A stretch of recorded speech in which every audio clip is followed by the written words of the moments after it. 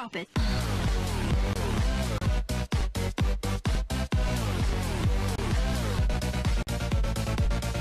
Bonjour à tous, c'est Barnaoul.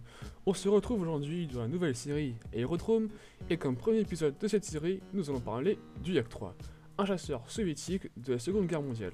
C'est parti. L'histoire du Yak-3 débute en 1943, où Yakovlev conçoit le Yak-1M, une version plus légère du Yak-1.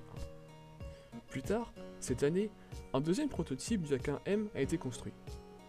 Le pilote en chef du projet, Piotr Stefanovski, a été tellement impressionné par le nouvel avion qu'il a recommandé de remplacer complètement le Yak-1 et le Yak-7 par le Yak-9 retenu en production pour des travaux ultérieurs avec le moteur Klimov VK107.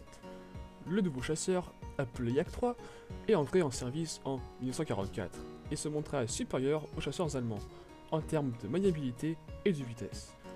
Mais la maniabilité du Yak-3 avait un prix.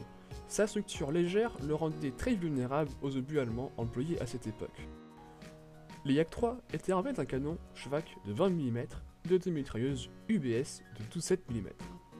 Tout l'armement a été installé dans le nez de l'avion, avec le canon qui tire dans le centre de l'hélice.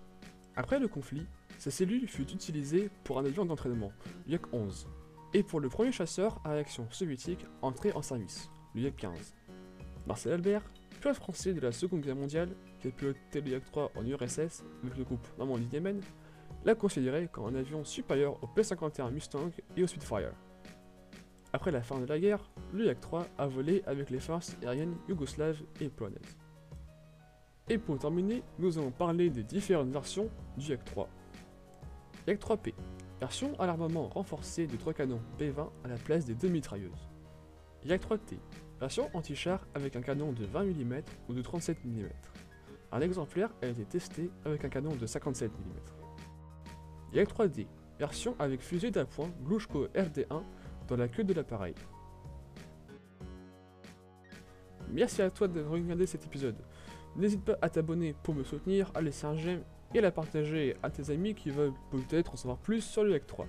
Bref, c'était Varna et à plus.